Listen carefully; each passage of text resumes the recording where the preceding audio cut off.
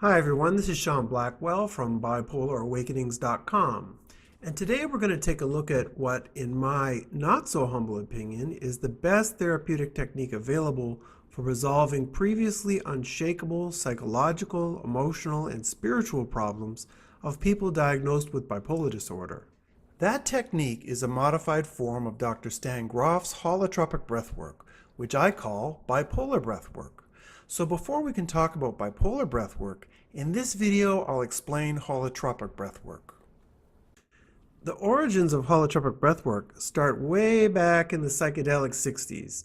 At that time, Czech psychiatrist and founder of transpersonal psychology, Dr. Stan Grof was among the last psychiatrists in the United States to be legally allowed to perform LSD therapy on psychiatric patients. However, once all forms of psychedelic therapy were made illegal in the US in the early 1970s, Stan and his late wife, Christina, began to experiment with using the breath as a way to access the non-ordinary dimensions of the human psyche in the same way that he was able to with LSD. During his research, Stan came to realize that there were a wide variety of non-ordinary states of consciousness, but that not all of these states were beneficial. For example, being drunk or paranoid are non-ordinary states of consciousness that are not healing in any way. But for those non-ordinary states which were beneficial in healing, there was not a specific word. So he coined the term holotropic, which means moving towards wholeness. Holotropic breathwork is a technique which can be used with the intention of deep healing or simply personal development, as they are both really one and the same thing. The underlying assumption of holotropic breathwork is that your body has a bioenergetic system, something that I've described in detail in my video on Kundalini and bipolar disorder. When we become traumatized by certain events, energy blockages are created in this system. The intention of holotropic breathwork is to help you release your traumas by unblocking these energetic channels. This technique has a capacity to release deeply held physical tension, life trauma, perinatal trauma, repressed emotions such as anger, sadness, fear, or even joy, sexual repression, and spiritual energies of a divine or demonic nature. These are just a few examples. Stan refers to the intelligence which releases these blockages as the inner healer, an intelligence of divine origin. This underlying intelligence is as mysterious as it sounds, but don't worry, once you're into a deep holotropic process, most people find the presence of the inner healer to be unmistakable. What exactly is holotropic breathwork composed of? Well, that takes a little bit of explaining. It's a little like trying to tell someone who's never eaten a hamburger what a Big Mac is. But since most of you have eaten a hamburger, let's start with that comparison. When it comes to holotropic breathwork, you might consider the inner healer to be, well, like the hamburger patty. Obviously, a hamburger patty isn't much of a meal. It takes other ingredients to really make it tasty, to really make it sizzle. But before we get to the rest of the ingredients, let's talk about the person who puts the ingredients together, a little like the chef. That is the certified holotropic breathwork facilitator. They're the person that runs the entire workshop. A breathwork facilitator is someone certified by Grof Transpersonal Training. If the session is not run by someone certified by GTT, then it's not considered to be holotropic breathwork, and it's not endorsed by Stan Grof. The facilitator has many responsibilities, but the first one is to ensure that your holotropic breathwork experience is as safe and secure as possible. In order to do this, they need to establish the set and setting of the workshop. The set is the mental state a person brings to the experience, like the thoughts, mood, tone, and expectations. The setting is the physical and social environment. In order to establish the proper set, the facilitator first will have each breather complete a medical form to ensure that they have the physical capacity to do the work safely. For example, people with serious heart problems or retinal issues are not recommended to do holotropic breathwork. People with mental disorders such as bipolar disorder are also not recommended to do holotropic breathwork, which is why bipolar breathwork was created. Once the client is cleared to breathe, They will also be asked to abide by an agreement related to their behavior during the workshop. Most agreements will ask the participants to ensure that they are participating of their own free will, that they keep everything happening at the workshop confidential, that they bring a warm, supportive attitude towards the breathwork experience of themselves and of other participants, that they don't harm themselves or others or become violent in any way, that they stay on their breathwork mat during the breathwork session, avoiding standing, that they don't leave the session without being checked by a facilitator, and that no drug or alcohol use happens during the workshop. Regarding the setting, anyone doing holotropic breathwork will be lying on a mattress or yoga mat. This is a safe space where you're free to fully express your own inner healer without hurting yourself or anyone else. Your breathwork space will have plenty of pillows for comfort and protection, as well as a blanket. It's in this space that you'll begin your inner journey. During the session, it will be the facilitator's job to ensure that breathers don't accidentally hurt themselves. New breathers often underestimate how powerful this process can be. After all, it's just breathing, right? The problem is, though, that every once in a while, a breather may take a position where they may injure themselves or interfere with other breathers. In cases such as these, the facilitator may need to contain the breather physically or simply remind them of the potential danger. Along with protecting the breathers, there are a number of intense experiences that the facilitator may need to help the breather work through. You see, for most people, our natural instincts are to help ease the pain of someone in apparent psychological distress. Groff training teaches facilitators to do exactly the opposite.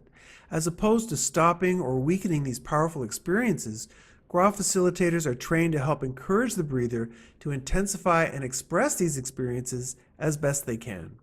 We'll talk more about the sort of support a facilitator provides once we take a look at the various holotropic experiences you may come across. Along with the facilitator, each breather will receive personal support and assistance from a sitter. A typical holotropic breathwork workshop will have 2 full 3-hour breathwork sessions. Prior to the first session, participants are divided into pairs, with one being the breather and the other being the sitter. In the second session, the pairs switch roles, with the breather from the first session becoming the sitter in the second, and vice versa.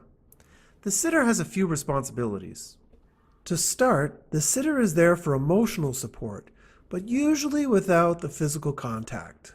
It's the first priority of the sitter to try to remain fully present to the breather during the entire session. In a deep holotropic state, the breather can feel the intention of the sitter, so a sitter whose mind is constantly wandering, or even worse, busy on their cell phone, hinders the holotropic process. The sitter is also there to provide any basic assistance that the breather may need. During the session, the breather may need a tissue to sneeze or wipe away tears. They may get cold and want to be covered or even tucked in with a blanket. They may want a cup of water, as the breathing may cause dry mouth. They may even need to spit or vomit. In that case, the sitter will hold a plastic bag for them. If the breather needs to go to the bathroom, the sitter will walk them to the toilet, as the breather should not be left unaccompanied. They may be in a deep state that they themselves are unaware of. Only when asked to by the breather, the sitter may provide some physical contact. A breather may request a hand to hold or a hand on a specific body part. If there is enough trust between the pair, the breather may even want a hug during the session. In situations like this, the sitter needs to be wary of sexual stimulation, as that is strictly prohibited. During body contact, pillows should be placed between the sex organs to ensure no inappropriate contact. During the session, the sitter may also quietly adjust pillows around the mattress area in order to ensure that the breather is protected as they move around the mat. It's important, for example, to ensure that the head, hands, and feet don't risk banging on the floor or a wall. You'll notice that in all of these tasks, the sitter never guides, manipulates, or interferes in the breather's process in any way. Being fully present while staying out of the breather's process takes some practice. That's why the first rule for sitters is always, don't do anything unless you're asked. If the breather needs something, leave it to them to ask for it. And if you're ever in any doubt, quietly talk to the facilitator regarding the best thing to do. Chances are, they'll tell you to do nothing.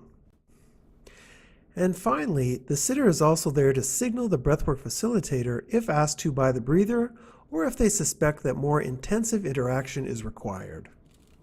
With the set and setting established and the facilitator and sitter ready to go, it's time to get to work. Holotropic breathwork always begins with a relaxation meditation exercise. When a breather lays down on the mat and prepares to go into breathwork, the facilitator will initially guide them into this relaxation exercise. The tone of the exercise will be somewhat sacred, as holotropic breathwork is a deeply spiritual, even shamanic practice. The exercise will encourage the breather to bring their inner focus to all parts of their body, relaxing each part along the way. Once the exercise is complete, breathers will be encouraged to begin their breathwork process. As the word breathwork implies, you start this technique by breathing quite forcefully. However, unlike some meditation techniques, there is no specific way to breathe. While the breathing always takes place with the eyes shut because it's an inner process, you can breathe through your nose or your mouth, inhaling and exhaling any way you wish.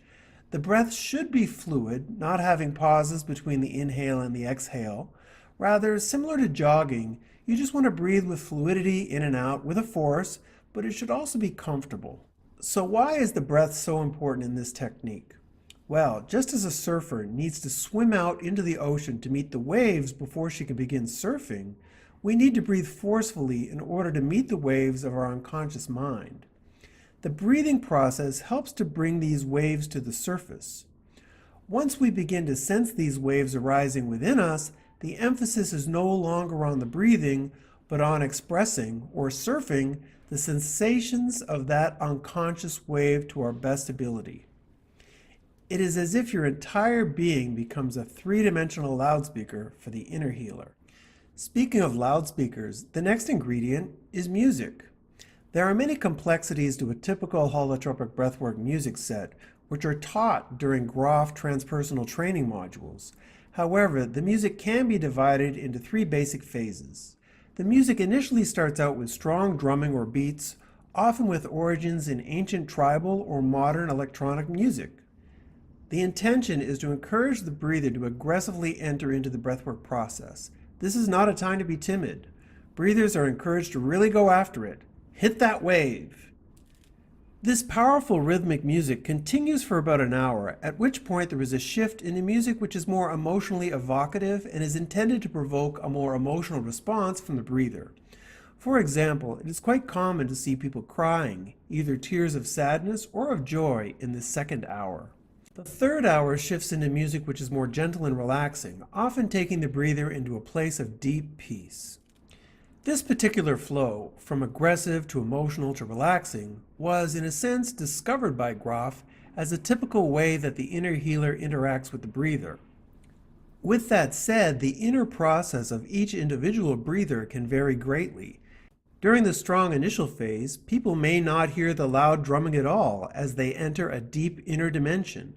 It's also common to hear breathers screaming during the final minutes of the session, where the music is often quite still and meditative.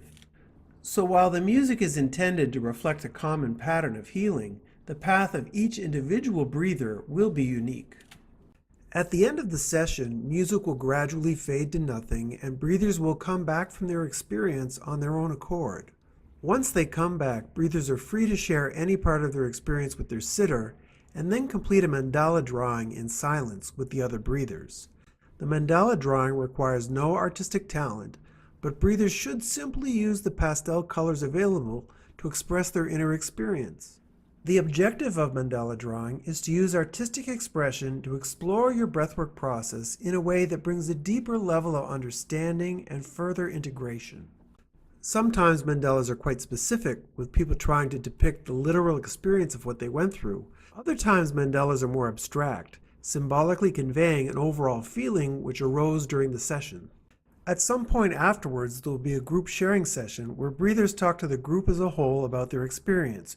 The sharing session is an important part of integration, which brings closure to the holotropic breathwork experience. So to sum up, what are the ingredients of holotropic breathwork? The inner healer, a certified facilitator from Groff transpersonal training, a safe set and setting, the sitter, a relaxation exercise, the breathing, an evocative music set, mandala drawing, and sharing. So if this sounds like a lot, it is. And if any of those ingredients is missing, it's not considered to be holotropic breathwork.